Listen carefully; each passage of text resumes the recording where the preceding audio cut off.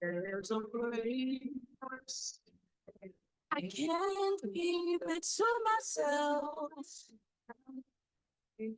From my taste of my soul, I want to tell you that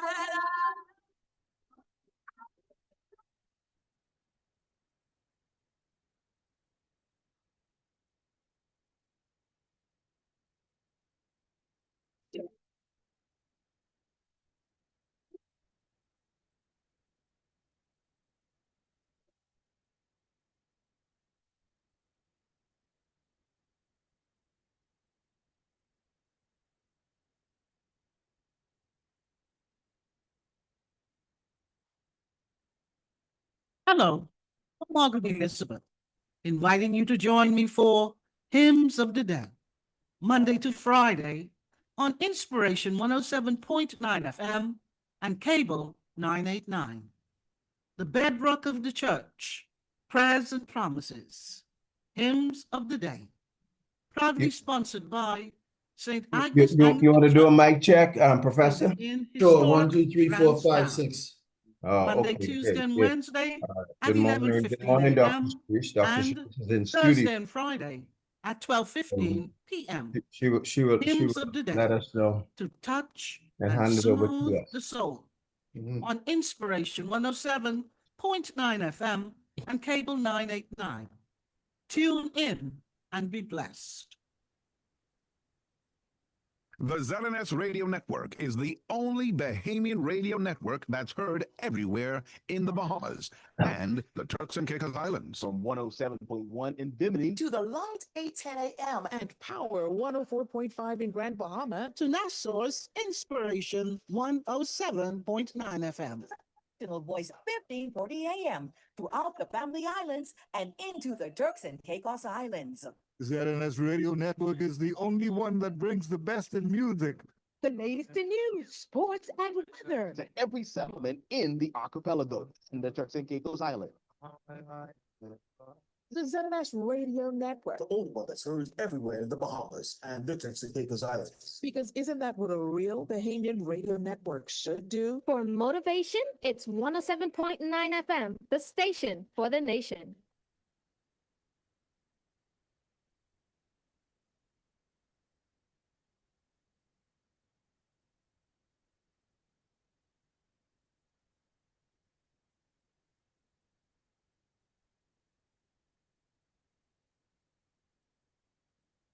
Beautiful morning, everybody. Thank you so much for tuning in. Morning break has taken a break, and now we pass the baton. We throw the baton. We throw the baton over to Morning Grace. Ambassador Glenn B. Rolle and his guest. Good morning to you. Have you picked up the baton? I'm throwing it. I get it. I get it. All right. Okay. Good morning. Good morning. How are y'all doing this morning? Good morning, Dr. Sharice. It's Friday. Payday Friday for a lot of y'all. Payday, not for you. I'm not gonna ask you to buy me lunch with your money, that's all. Boy, I tell you, all of those stories you just be telling but kindness now. You wouldn't throw a lunch my way at all, man. You really want lunch? Go down to Garden of Eden. Tell them I sent you. Mr. Jones, did you hear that? Well, that may be prophetic. I'm scheduled to go to the prison, so I may very well just slip there today as well. So let me know. Do you know this handsome gentleman on this picture, Dr. Sharice? I'm looking. The person in the Zoom room, I'm looking. Yeah. He's only smiling. He's got this nicely shaven beard there, He better tell us who he is before I begin to imagine. Who are you? Dr. Ian Strachan. I thought so. Professor Strachan, eh? Yes. Okay, good morning. Take it away, Ambassador. And you should find out where he is, man. He came showing off with these photos with the shark swimming and stuff like that. Boy, I tell you, I now to think of it, where were you? I spent the Independence weekend in Exuma with my family. I had a wonderful time. The Rollville homecoming, I think it was happening. Had some good food. Obviously, I had enjoyed Tropical Cancer Beach, Forbes Hill Beach, Three Sisters Beach. I hit the beaches. Tell them what. I had a wonderful time, and I've been wanting to take my children to see Exuma for a Beautiful. long time. And so I finally got it done this year. My wife used to go there almost every summer. Wow. And every time I went, because I used to teach there for the university, distance education, and I fell in love with it. So it was great. It was wonderful. It's beautiful, most beautiful place in the Bahamas, in my view. Even though I don't descend from there, I know Pastor agrees. I mean, I'm happy it's 2-1 because some Cat Island folks right now, I mean, you should see their face, like, Hey, you know. watch it. Cat is wonderful too. Cat North Side is something to behold. It It's is. dropping on my car now, but listen, Exuma is beauty. Yeah. Oh, That water, man. Yeah, that water. the Yes. water. And the Woo. breeze. Yeah, the peacefulness of Yeah. it. The, I, the, the, I the, hope for good. Dr. Sharice went down to my hometown in Black, but I hope you went at least, I'm not sure you came out of the mainland. No, I want to have a trip where I do nothing but the Keys. I go, Okay. you know, and see them. So I haven't done that yet. But I plan to. Ambassador Glenn arranged that for us. Say that again, Doc. Ambassador Glenn will arrange that for us. Well, listen, you have the keys last I checked. Got the key. Hey, Professor, Dr. Sharice went to my hometown. And All I saw was these photos and videos. She pointing to the rock, say she owns it. Oh wow. Now, for me to go back to my own hometown, I have to go through her. That's what they tell me. LV and Ida and those tell me I got to check with Dr. Sharice, so, you know. that's right. You need a visa, not police record. You need a visa with Please don't talk about visa. You know, that may invoke how much it's going to cost just to go to Exumada, you know, but that's not a bad money creation system between the islands, you know. said you can get in trouble. You better leave that right there. I better leave that right there. That's why I brought the professor on to make sure all of the trouble goes through him. I would have borrowed his eyes and his mouth this morning, you know. No joke, the Bahamas is really a beautiful place. I thank God he chose us to live here. Uh, He chose us, me and Dr. Strachan. He chose us. Yeah. Well, listen, I saw the photos that he posted. I did see some of his comments. I'm almost was tempted to go into that space, but I want to sort of keep it within the university, the professor, the teacher, his lens. And so we are delighted that professor has given up his busy schedule. He looked fresh, looked like he ready to go. School open next week for you, he said. No. I have time off. He's Good talking morning. hard. They may Go ahead, call. Doc. Yes, he's talking really hard there. They may call him in, tell him say it slowly. Well, we know how this go, right? But good morning, everybody. Good morning, Inspiration 107.9 FM. And of course, persons who may want to chime in our conversation, 328-1075, 328-1076. But we're delighted that Professor has consented of his time. I know him in so many public spaces. This is as close as I've been up to him, you know, whether it be him commentating on elections or on national issues. Or did you get to write a book while you were in Exuma? No. I'm working on something, but I certainly didn't finish it, Nick. So I took advantage of getting as much sleep as possible. Okay. A great storyteller, you know, but he is all things nation building, and we're truly delighted, sir, that you have consented to engage in this public space. And we're going to be talking about the vehicle of education. Of course, having just celebrated independence, we'll have a chance to get the professor's view in terms of our sojourn, where we are. And we're going to see where the conversation go. But Professor, you know, take the time, introduce yourself formally to the audience. This is Inspiration 107.9 FM. Thank you very much for having me. I haven't done an interview of this sort in some time. So it's good to get get my feet wet again. I'm Ian Strachan. As you pointed out, I'm a professor at the University of the Bahamas. For the last 8 years, I served as the lead administrator at the Grand Bahama campus, UB North, Yeah. from 2017 to June of this year. I am an English professor. So I'm also a poet, playwright, novelist. My most recent novel, Blind Days, is about it's an historical fiction based on a true event about a slave in our country who became famous, Wow. Kate, that hailed from the part of the country that my mother was from, which is Crooked Island. And my mother was a Moss, so she descends from that plantation, the same one that Kate, the slave, came from. I've written a book called Paradise and Plantation, almost 25 years ago. Academic book. I teach Caribbean literature, African American literature, African literature, drama, creative writing. I've also done some television. Created a show called Kippy's Kingdom. I have been in the public affairs talk show space. Yes, sir. A couple of times. As you pointed out, I've had the privilege of providing analysis and commentary for a number of election days. And yeah, that's who I am. I'm a scholar, I'm a Bahamian, I'm a father, I'm a husband, and love this country and still hope and want to see us be the best Bahamas we could be. But well, definitely, and having pieces of history, having a sense of the sojourn. You just mentioned Crooked Island, which is a not next level of our connectivity, because I worked there as a police officer for 2 years. Oh, It's amazing that what happened to you in Exuma happened to me in Crooked Island. I fell in love with that place, man.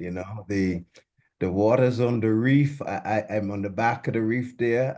right. Morristown and Landrill and Good all point, of yeah. those true blue and That's exactly where my folks are from. True blue. yeah. Yes. My grandfather H.D. Moss and my grandmother May Hannah Moss.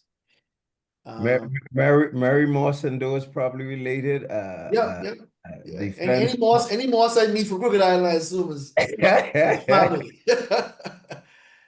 And a lot of historical places. Let me just sort of ask you this before we transition, because obviously writing is a part of your life. What does that do for you personally, and what are you trying to convey to the reader?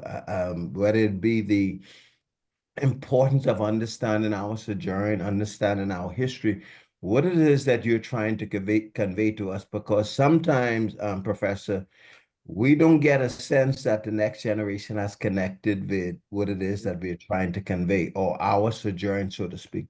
Yeah, that's a very good question. So really, you're right.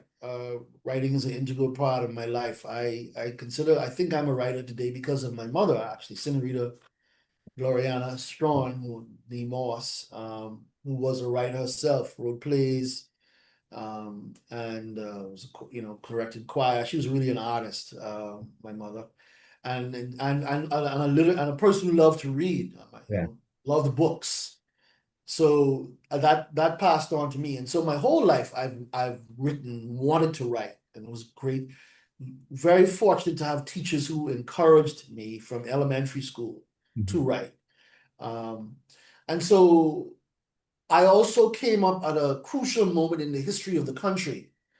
I graduated high school in 1985. Okay. And the year before that was tumultuous in our country because, there was a commission of inquiry.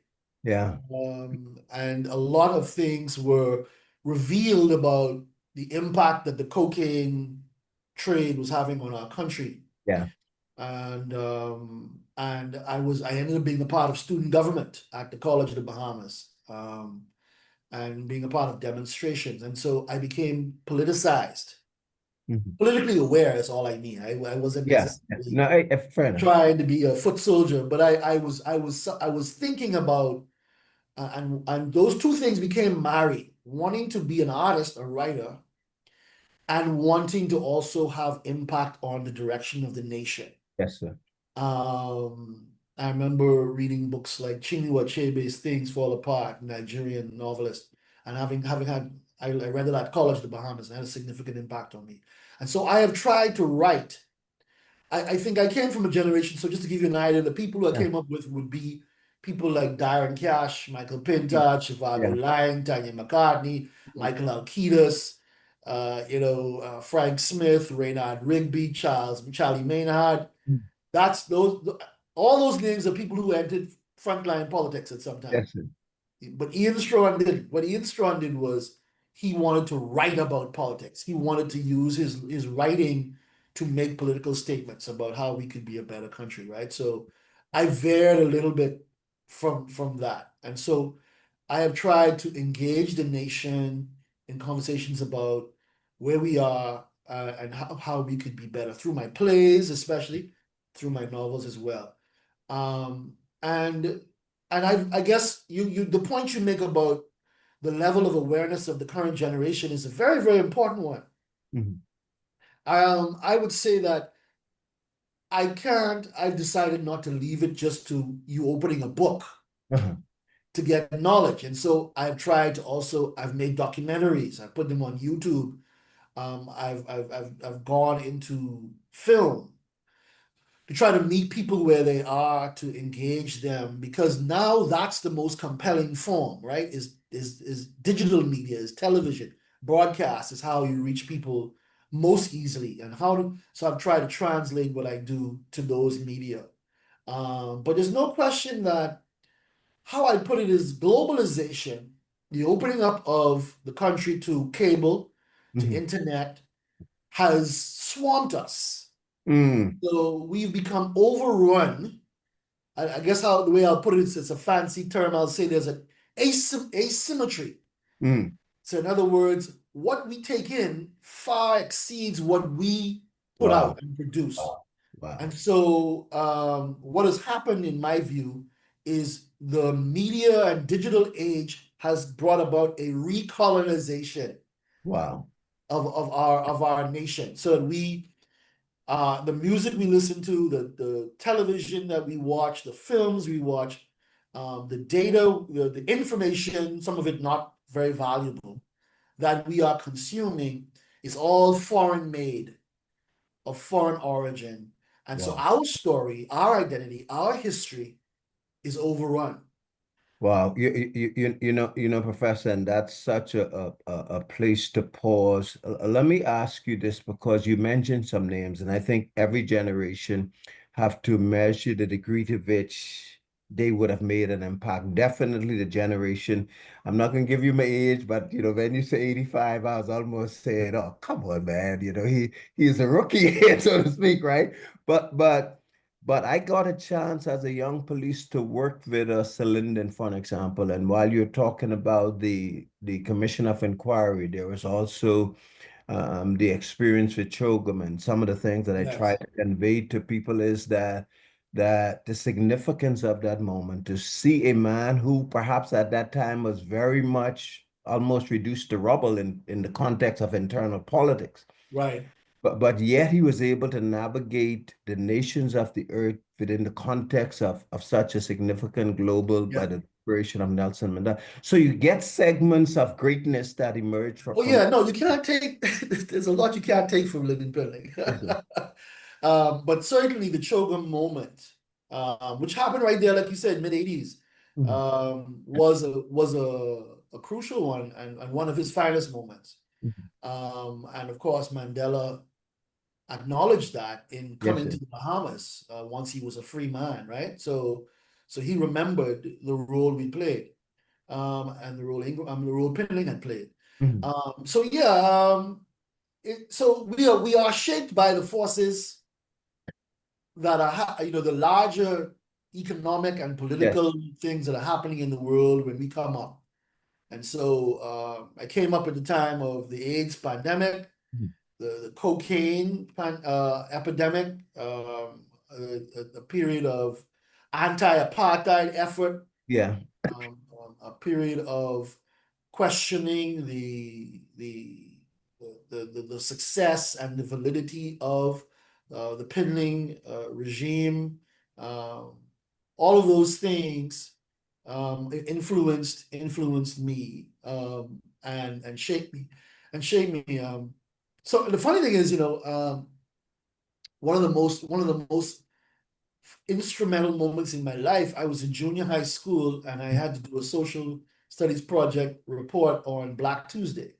And I Wow. had the opportunity to go into Pinling's office and interview him and ask him about Black Tuesday.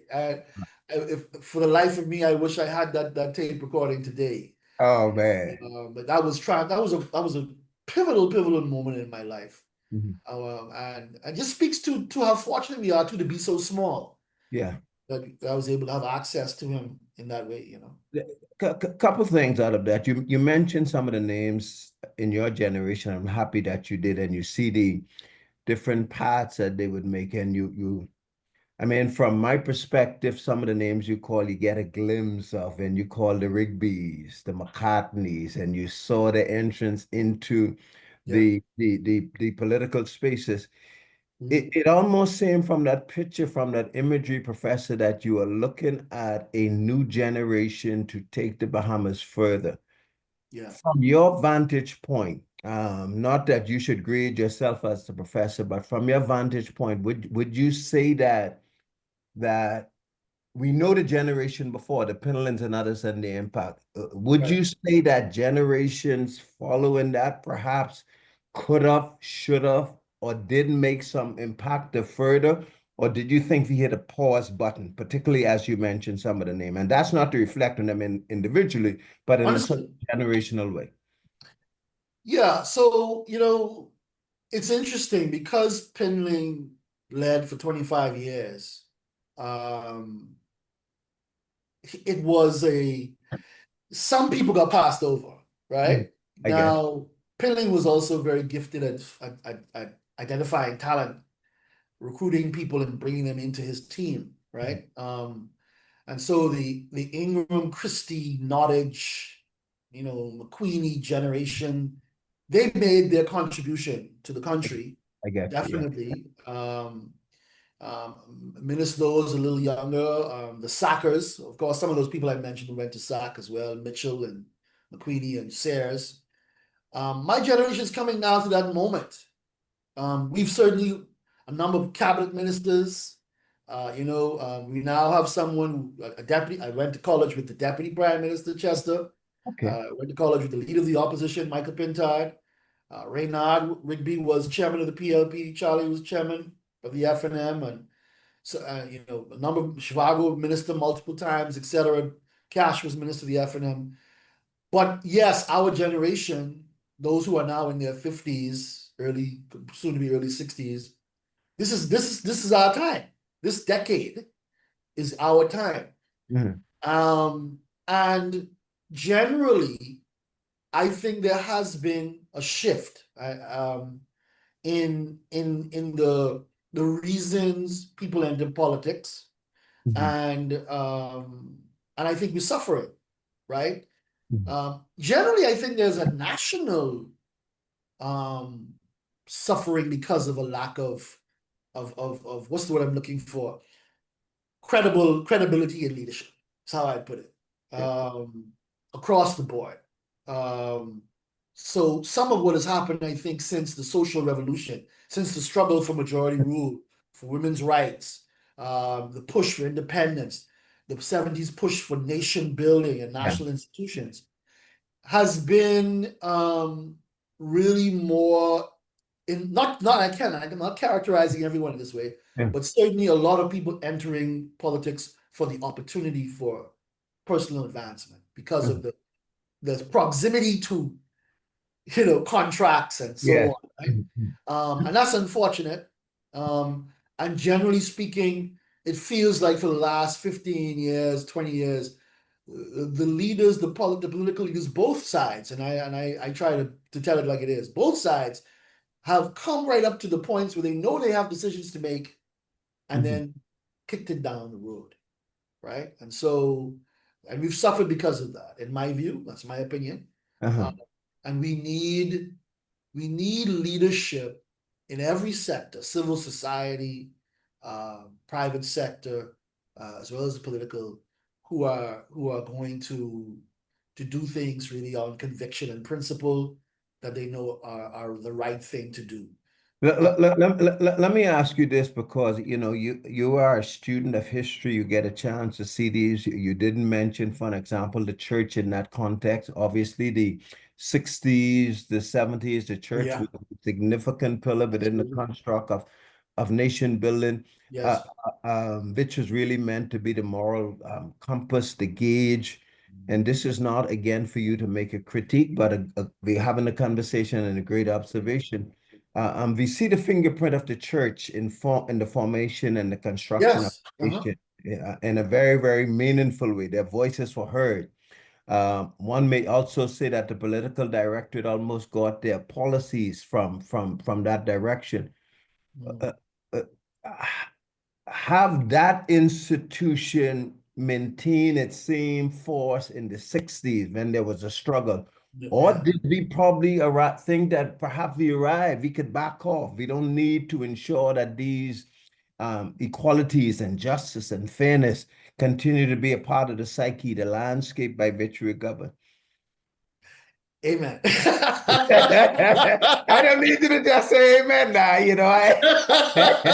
The question, built into the question was the answer, right? So, Well, I know, and that's not, that doesn't mean you weren't an excellent host. But yes, I agree with you that we need, as I said, voices that we can believe in, voices that we can trust, who are prepared to speak to the moral and to the justice issues of the day, Yeah. social justice issues of the day, Mhm. the social dilemmas of the day, the economic dilemmas of the day, because that's reality. Yes, sir. Yes, sir. And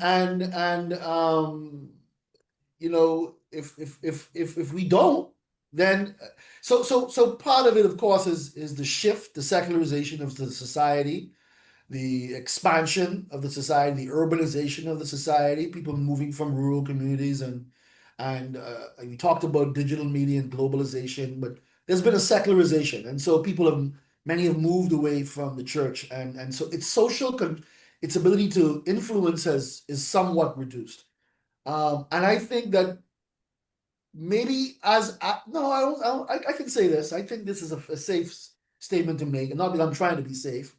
I think that the political machine makes it its business to co-opt and integrate important institutions because they are access to the people. They do it with unions and they do it with the church.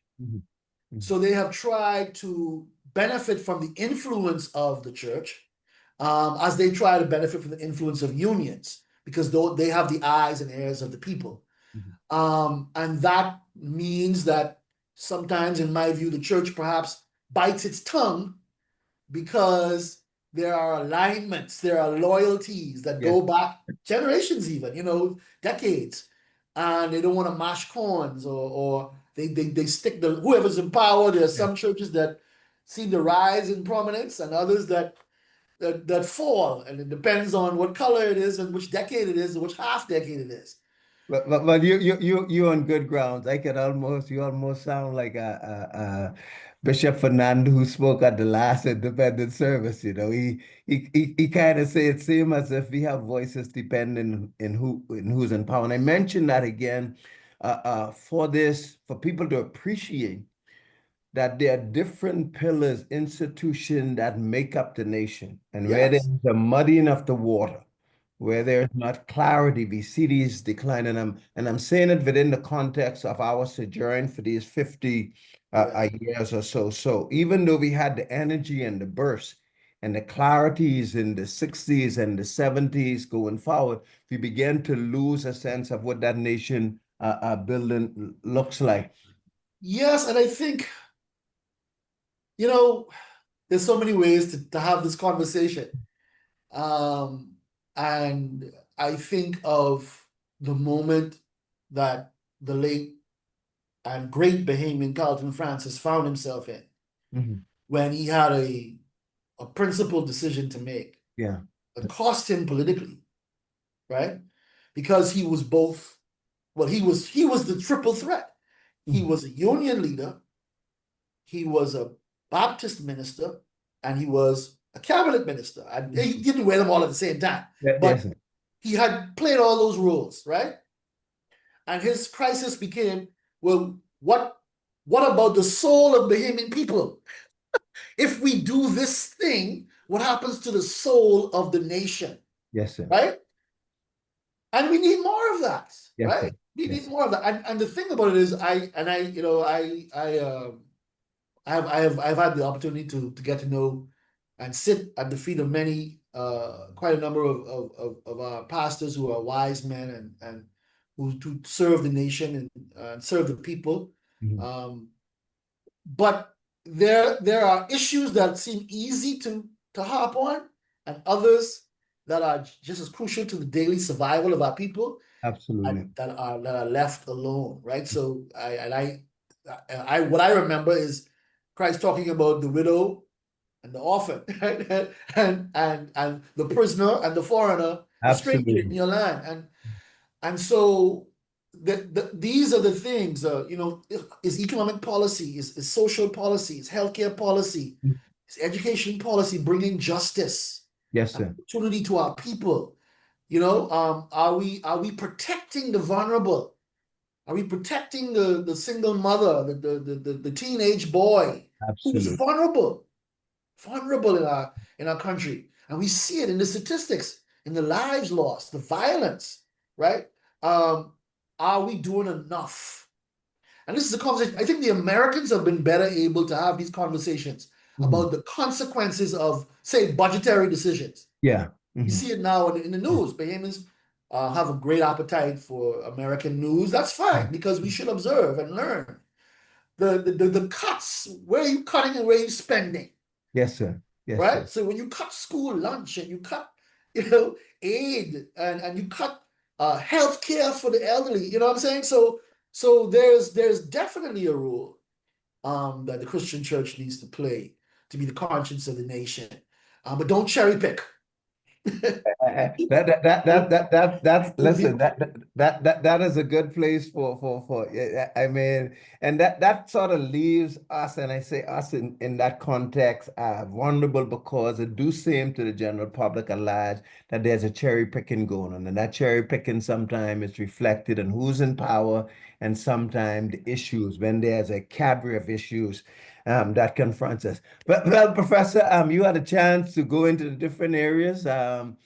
On the other side of the break, we're going to talk about that instrument, that vehicle that was meant to be the tool by which the dreams and the aspiration of the Bahamian people is experienced, the empowerment. Whether the Lord Yes. declares that my people suffer because of the lack of the knowledge. And so whether it be the University of the Bahamas or our school systems, we want to have a look at that in terms of where we are and how do we go forward. This is Inspiration 107.9 FM, and we're talking to Professor. He's wearing multiple hats. You had a historian, the writer, the author, but very, very critical eyes, in terms of where are we as a nation and what do we need to do so that we can continue this great destiny or vision that the founding fathers would have laid for us.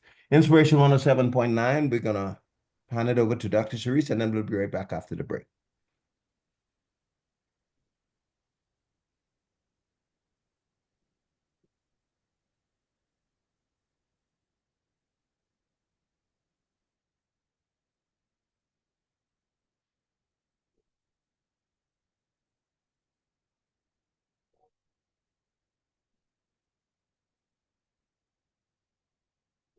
Praise Break 2025 is coming. NASA, get ready for an experience like none other. Amb.Glen Entertainment presents Praise Break 2025, featuring Kevin Dowswell. Nassau, Bahamas. It's your boy Kevin Downswell. I'm coming. I can't wait to see you for Praise Break 2025. Free Babadoo, Shara J, Jonay Gibson, Thea Johnson, Eman, Jeanette Hepburn, Nikisha Barnes, DJ Gotza, and the Queen of Gospel, Pastor Shirley Caesar. Hello, Nassau Bahamas. I'm Pastor Shirley Caesar, and I'm so excited. Live in concert, Saturday, August 9th at the Amphitheater at the Nassau Cruise Port. Tickets are now on sale and online at ticketjunkies.com. VIP is $100 for platinum seating, tables, and sky lounges. Call 816-2173. Praise Break 2025, featuring the Queen of Gospel, Pastor Shirley Caesar. You don't want to miss it. It's back to school time, and do you want to get your message out to the widest possible audience? Well, now is the time to book your ads on the big station. Benefit from the thousands of listeners on the ZNS network. Let the people know where to get their school uniforms, supplies, snacks, and a whole lot more. What are you waiting on? Book your back to school ads now on Radio Bahamas. Call our marketing and sales department at 502-3800 for our rates and packages. It's back to school time. CGI Smarter Impact Resistant Windows give you top quality and top protection at an affordable price. Protect your home from storms and theft, reduce noise, and save on energy bills and insurance with CGI Smarter Impact Resistant Windows. They're available in most standard sizes and style options, including single hung or sliding. CGI Smarter Hurricane Proof windows are in stock now at CBS Bahamas, CBS Pro Store, and CBSBahamas.com. It's back to school time, and do you want to get your message out to the widest possible audience? Well, now is the time to book your ads on the big station. Benefit from the thousands of listeners on the ZNS network. Let the people know where to get their school uniforms, supplies, snacks, and a whole lot more. What are you waiting on? Book your back to school ads now on Radio Bahamas. Call our marketing and sales department at 502-3800 for our rates and packages. It's back to school time. The ZNS Radio Network is the only Bahamian radio network that's heard everywhere in the Bahamas and the Turks and Caicos Islands. From 107.1 in Bimini To the Light 810 AM and Power 104.5 in Grand Bahama to Nassau's Inspiration 107.9 FM. The national voice of 1540 AM throughout the Family Islands and into the Turks and Caicos Islands. The ZNS Radio Network is the only one that brings the best in music. The latest in news, sports, and weather. To every settlement in the archipelago and the Turks and Caicos Island. The ZNS Radio Network. The only one that's heard everywhere in the Bahamas and the Turks and Caicos Islands. Because isn't that what a real Bahamian radio network should do?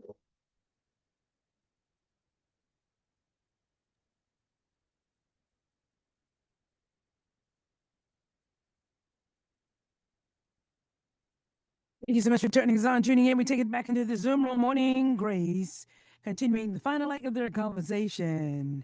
Good morning. Good morning again. We're having an interesting conversation with Professor Strachan, fresh out of Exuma,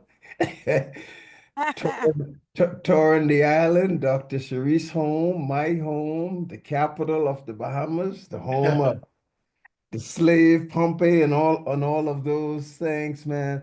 Let me just take a moment, Dr. Sharice, before I continue to persons listening in. Please, this Sunday at 6 p.m. at the Living Waters Ministry, the Ministry of Social Services, Information and Broadcasting, of course, the Department of Gender and Family Affairs.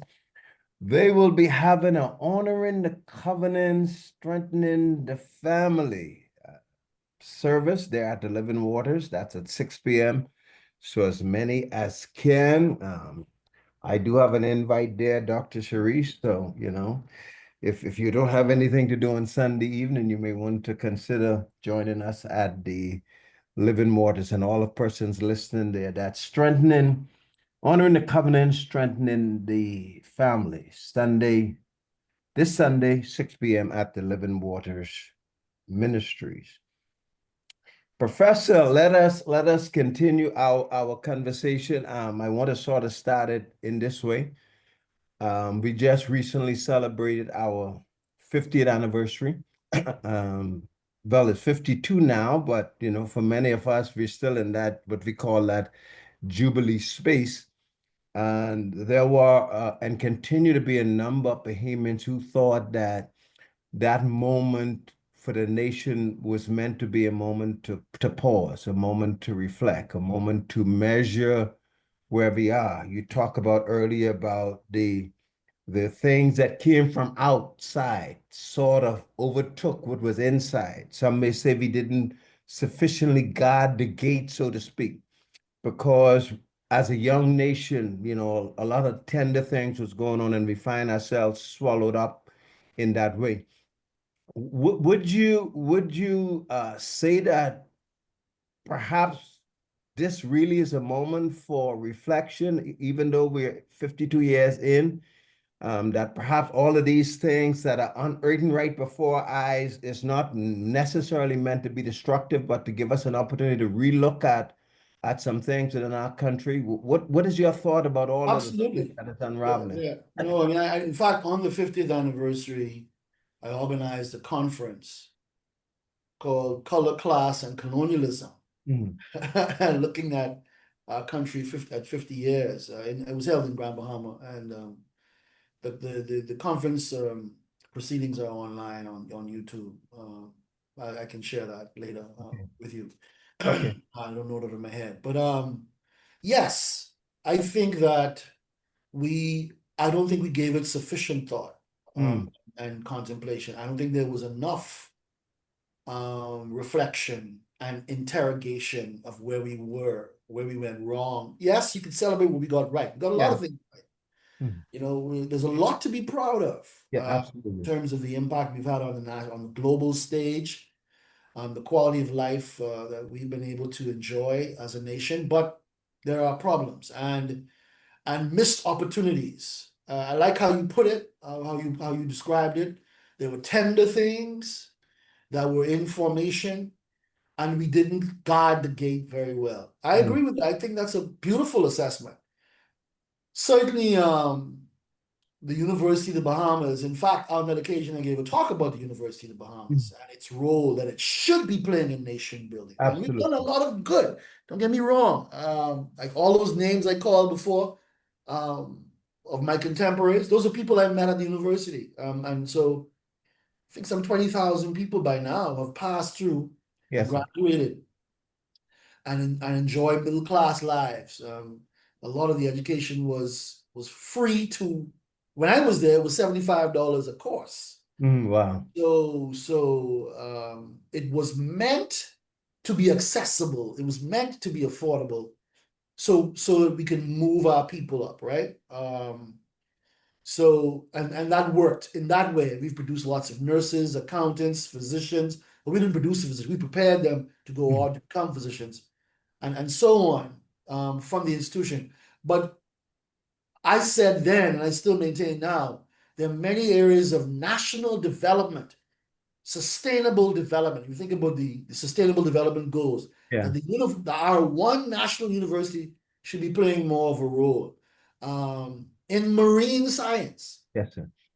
in agriculture and agricultural economics, preparing us for food security. Universities do this. In terms of global climate change and adaptability, energy generation, independent, clean energy generation. In terms of geology, something we don't study in our country, and yet the Bahamas is a mining country. People are Absolutely. mining the Bahamas and Absolutely. making money from mining, particularly in Grand Bahama, right? And we talk about the potential there might be oil, but we don't study geology. I think that there are just areas where we were preparing white collar professionals. Mm. We weren't preparing people to function in all the ways the nation needs Bahamians to show up, be competent, and be the authority. Absolutely, because when you know, like I said, I'm a little older in the context of the nation and the conversation, so you get a sense of the National Development Bank in the context of what role that was meant to play to Right. bring the nation forward. You almost have the same sense of the University of Bahamas, that it was not meant to operate in isolation, No. Or even just to operate personal invocation, but it was meant to be a vehicle by which the nation is developed. You seem to be suggesting that that mandate or that understanding or that vision could be further clarified so that we can feel the weight of the university in the context of shaping the nation. Yes. So, and again, I mentioned earlier a book, Paradise on Plantation. And basically what I proffer in that book is that in the Caribbean region, plantation economics has held sway. Yes, there are no slave plantations. I understand that. Yeah. But the model has changed but remained the same. It's changed form, but the principles are the same. So in other words, foreign ownership, extraction of the wealth, exploitation of the resources, not for the benefit of those who are there, but for the global powers, the global wealth, absentee owners. That's still our model today. Wow. Foreign direct investment model. That's that model. The University of the Bahamas mission should be to empower and liberate the Bahamian people. Or let's put it the other way, liberate and empower the Bahamian people, right? Human development, which means that we need to have the skills necessary to take in full advantage of our nation and its resources and its economy, to be in charge of it, right? So what we've done, though, is we have prepared Bahamians to manage while others own. That's what we've done. And it's delivered a decent life for many people, but it has not liberated us. It has not empowered us as a nation. Wow. That's why we don't own tourism. That's why we don't, we get in where we fit in, as opposed to thinking differently, right? So, and those fundamental areas, understanding your waters, understanding the resources of you're mostly water, right? So you'd think that would be there'd be many more people graduating in that area. I would even argue, even in the area of the digital moment we're in, IT, computer science, computer engineering, data analytics, we are behind the curve. We are not preparing our people to be creators and producers and innovators in those spaces. Let me act, and again, we are beneficiary of this conversation, and notwithstanding the platform that we on, because you rightfully pointed out that the church has a social role, not just in the context of the pulpit or escapism, and I don't want to get too caught up into that aspect of it, but in terms of being integral players in the shaping of a nation, its values, its vision, its call as a nation. I wonder over the U.S., and we mentioned that element in terms of its policies, but the U.S. stands on its own and it gets to shape its own policies.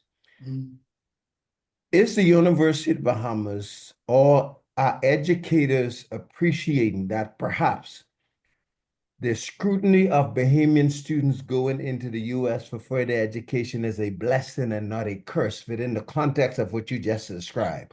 That perhaps this is an opportunity for University of Bahamas to offer the unique things, the study of our seas, the mystique of our nation, and really the place that the world refers to as paradise can become a significant place of interest for the world to study, for the world to learn its ways, what it is about this creation that seems to be self-sustaining. Is that a part of the conversation within the room, or do we need to go there? Yeah. So we could talk. Here's what I want to say. Although I can speak with authority about the university, the sad part is that the moment the university's in is no different than the moment the public health system is in. I get you. And so many other elements of the national institutions. So there's a crisis, in my view, of direction, mission, vision, right? Execution. So as we've done, we do a lot of things well. But Are we intentionally relevant in the ways the nation needs us to be relevant if we're going to be an optimal nation? No. And there's a lot of blame to go around for that. We, the academics, once you give us a program, we're going to keep teaching that, and you know what I'm saying? But do we pause enough to say, wait a minute, is this what we really need to be? Are we putting the resources where we really need them as a people? Then there's the leaders, the elected officials, the people in ministries to say, look, you have to come up. You got to come up a level. We need X from you. We need knowledge and insight on this. Instead, of course, we pay foreigners to consult. But that's not paying off for us. So I think that the university falls short of its mission. It's not the end of the world, that's reality. There's an opportunity in the crisis. Yeah. Right. And that's really what it's meant to say, right? Yes. When you look for an example, if the walls are high to go to the US, then maybe the Bahamas have to reconsider what it is our purpose is. And that's one of the reasons notwithstanding we're in our 52nd anniversary, I still think there is a window, an opening for us to sort of have this conversation. You pointed out whether it be the institution, the political director, the church. Is there a citizenry role? And that's perhaps where we want to sort Absolutely. of point this to as we near our time here. Is there a conversation that the public can have, that citizens can have? Yeah, absolutely. Because it's Bring your to university. bear the kind of pressure, whether Yes. it's at the political or at the other institutions level. Absolutely. And again, your tax dollars pay for the University of the Bahamas, $60 million budget. Is it being spent in ways that deliver the outcomes you want? This is true too of the public schools. Are the students learning? Should you go through school for 12 years and you don't know how to grow a cabbage or an onion? You don't know how to cook a meal. You don't know how to balance a family budget. You don't know your history. You don't know what Steventon Exuma means, right, to the nation and its history. So all of these questions are important ones for the citizen. And that is, in fact, I would argue, the secret to our future success is stronger citizenship, bolder citizenship, braver citizenship.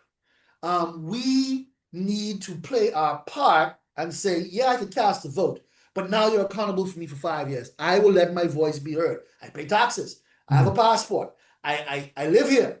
My children go to school here. I have to use this hospital. You're going to hear from me. My son goes to this college, but he can't study X. Sure, America has 300 million people, a much, much wealthier country. Absolutely. We don't have to do everything, but what should we be specializing in to help our nation go forward? So if there's one thing I want to emphasize, it is the importance of citizens being leaders. Citizens speaking out for their rights, their expectations. What have you done with my VAT money? Let's talk about this budget. What's happening in healthcare?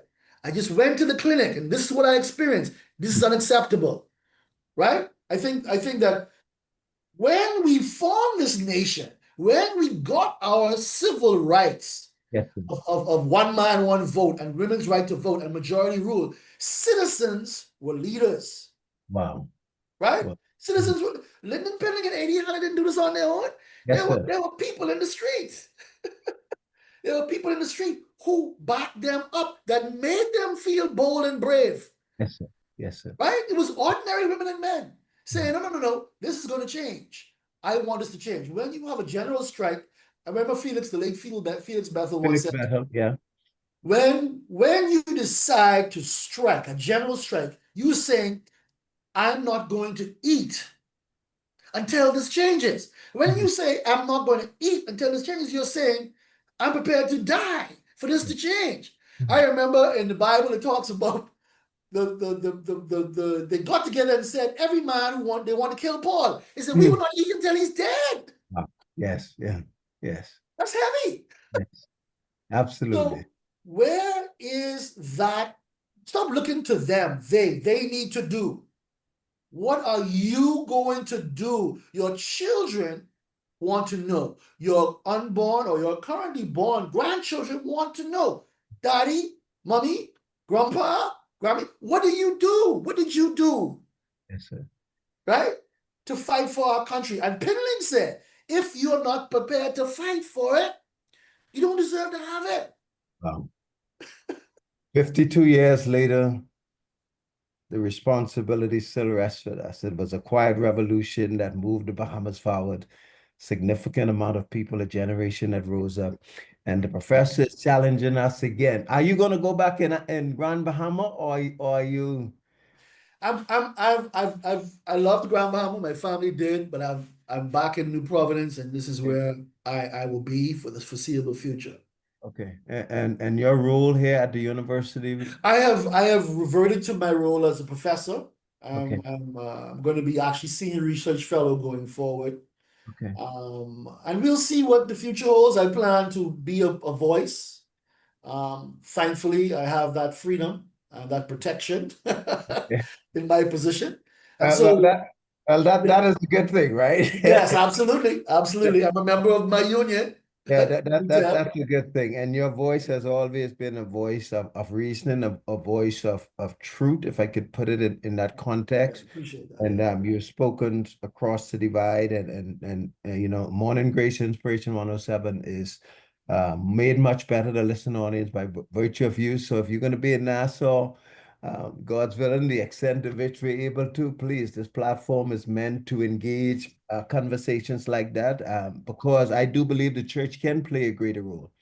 It needs to play a greater role. You know, its history, it's packed with men and women who had conversation. My mother, for an example, you know, you talk about Rollville, my mother had to drive from Black Point in a little boat up to Rollville. That's when they had to sign off on who would be the representative, you know. Oh. She did that for George Smith. So she understood what it meant to cross waters, you know, notwithstanding her role in the pulpit. She also understood that the equalities of today meant that she spoke out and spoke strong. So thank you so much, Professor. Final thought, we got to wrap up 30 I just seconds. want to thank you and commend you. Thank you for having me and thinking to invite me. I do truly appreciate it. And I wish you all success in your work and your service and on this program. And I just want to say, I believe in Bahamians. I believe in our people. Absolutely. I went through Dorian and I saw the courage of ordinary people who went and risked their lives to save others who were in danger. And listen, it renewed my faith in humanity. Yes, sir. Yes, sir. There's Yes. a lot of cynicism, but let me tell you, man, we could be better.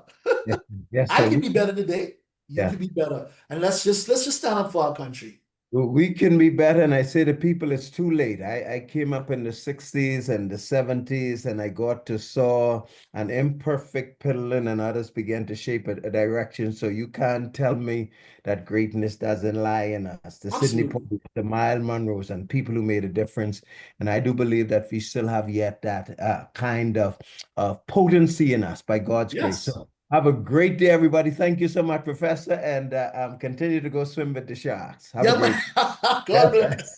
All God right. bless you. This is Inspiration 107.9 FM. Thank you so much for tuning in to us, a conversation with Professor Strachan. He's going to be back here in Nassau. Let's do our part to help shape our nation. Our 50-second theme was Together We Rise. So it means having these kinds of conversations. Have a great weekend. Dr. Sharice, yeah, will I be invited at the Rev Church again this Sunday, or? I invited you and everybody else that would like to come listen. Go on the street corners, go through the alleys and the valleys and everywhere else and bring the whole charade. We don't mind. Come on, we have enough space. We have enough seats, enough love to share. I know More that, right? enough, more than enough. I know that it was a great experience. Shout out to Pastor Monica and everybody who finds a place of worship. Hey, let's renew our faith, our values. This nation still is a great nation. Let's rise and build. Have a great weekend, everybody. Together we rise. Amen. Absolutely. Thank you so much, Doc. Have a good one. You too. Over and out. Inspiration 107.9 FM. Thank you so much for turning us on and tuning in. Morning Grace. The conclusion on this beautiful Friday, July 18, 2025. We'll see you all at church this coming Sunday if the Lord says so. Perhaps at the beauty salon where some of y'all might be at the laundromat. Where else we can converse? At the gas. I don't know. I can meet some of y'all, probably a year. I met some of y'all by the farmer's market. Listen here. Y'all go down there to the farmer's market on Glaston Road. Some of We the need to put a back to church drive. whatever else, okay? Take real good care of that body. Don't mind Pastor Glenn. He goes walking every blue moon, but you take care of your body, okay? I went out this morning, my dear. I got your mic off, so you can't even answer me back. Have a great God day, bless you, everybody. everybody.